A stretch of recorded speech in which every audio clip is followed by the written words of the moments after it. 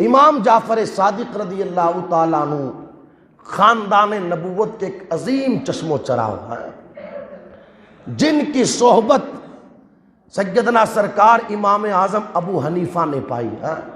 بڑھاپے میں کسی نے کہا نعمان عمر کتنی ہے، تو کہتے ہیں 2 سال کا، بڑھاپے میں پہنچ گئے اور کہتے ہو 2 سال، فرماتے ہیں یہ 2 سال میں نے جعفر صادق کی صحبت میں گزارے، میں زندگی انہی دنوں کو سمجھتا ہوں جو دن امام جعفر صادق کی خدمت کرتے ہوئے گزر گئے۔ آپ سوچیں جب شاگرد امام اعظم ہے تو استاد امام جعفر صادق کا عالم کیا ہوگا۔ میرے آقا علیہ الصلوۃ والسلام کی بیٹی سیدہ فاطمہ زہرا، ان کے شوہر سرکار مولائے کائنات رضی اللہ تعالیٰ عنہ کے شہزادے امام حسین کے بیٹے امام زین العابدین کے بیٹے امام باقر، اور امام باقر کے بیٹے سیدنا سرکار امام جعفر صادق رضی اللہ تعالیٰ عنہ۔ اللہ تبارک و تعالیٰ نے بڑی عظمتیں عطا فرمائی، بڑی شانیں عطا فرمائی۔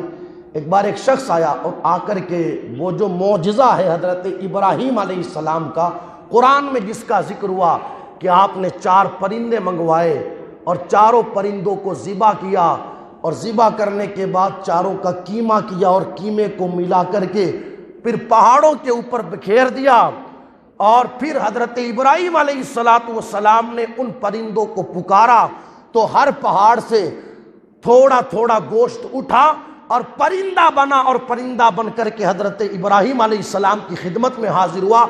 اس معجزے کے اوپر کسی بندے نے اعتراض کیا کہ ایسے کیسے ہو سکتا ہے کہ 4 پرندوں کو ذبح کیا گیا ہو، ان کا قیمہ بنا کر کے پہاڑوں پر بکھیر دیا گیا ہو، اور پھر انہیں بلایا گیا ہو تو وہ زندہ ہو گئے ہو۔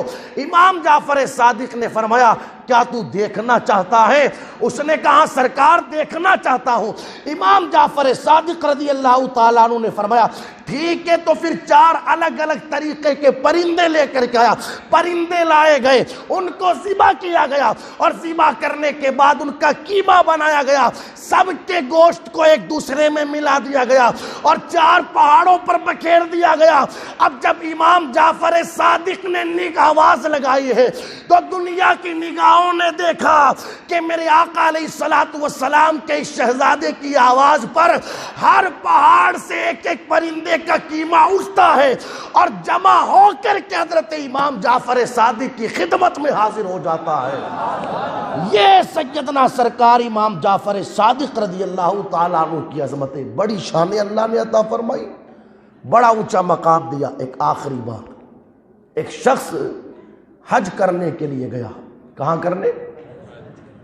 تو اس کے پاس 10,000 درہم تھے، اس نے سیدنا امام جعفر صادق رضی اللہ تعالیٰ عنہ کو دے دیے اور کہا حج کر کے آؤں تو میرے لیے کوئی حویلی خرید دینا، خرید کر کے رکھ لینا، کوئی مکان وکان میرے لیے۔ کہا ٹھیک ہے۔ وہ چلا گیا، آپ نے وہ 10,000 درہم اللہ کی راہ میں صدقہ کر دیے۔ واپس پلٹ کر کے آیا، کہا مکان خرید دیا میرے لیے؟ فرمایا ہاں خرید لیا۔ تو اس نے کہا کہ بھئی مکان خرید تو لیا مگر وہ مکان ہے کہاں؟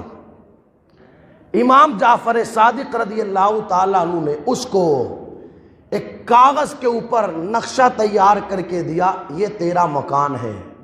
اس کی ایک دیوار مصطفیٰ جان رحمت صلی اللہ تعالیٰ علیہ وسلم کے مکان سے ملی ہوئی، ایک دیوار مولائے کائنات کے مکان سے ملی ہوئی، ایک دیوار امام حسن کے مکان سے ملی ہوئی، ایک دیوار امام حسین کے مکان سے ملی ہوئی۔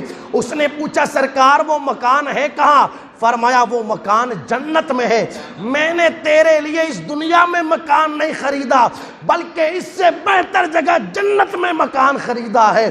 وہ جو کاغذ جس پر نقشہ تیار کیا تھا آپ نے اس کے حوالے کر دیا، بندہ نقشہ لے کر کے گھر گیا، اپنے وارثوں سے اس نے کہا جب مر جاؤں تو میرے کفن کے اندر اس کاغذ کو بھی ساتھ رکھ دیا جائے۔ اللہ اکبر۔ گھر والوں نے انتقال کے بعد اس کو دفنایا تو اس کاغذ کے ٹکڑے کو بھی کفن میں رکھ دیا۔ دوسرے دن جب دفنانے کے بعد لوگ اس کی قبر پر حاضری لگانے کے لیے گئے تو کیا دیکھتے ہیں، جس کاغذ کو کفن میں لپیٹ کر کے قبر میں رکھا تھا وہ کاغذ قبر کے اوپر نظر آ رہا ہے۔ ایک طرف تو نقشہ بنا ہوا تھا اور دوسری طرف یہ لکھا ہوا تھا جو وعدہ جعفر صادق نے کیا تھا اسے پورا کر دیا گیا ہے۔ یہ عظمت سیدنا سرکار امام جعفر صادق رضی اللہ تعالیٰ عنہ کی، جس سے جو کہہ دیا پروردگار عالم نے اسے عطا فرما دیا۔ ان کی بارگاہ میں خراج پیش کریں، اپنے بزرگوں سے اپنی محبتوں کو وابستہ رکھیں اور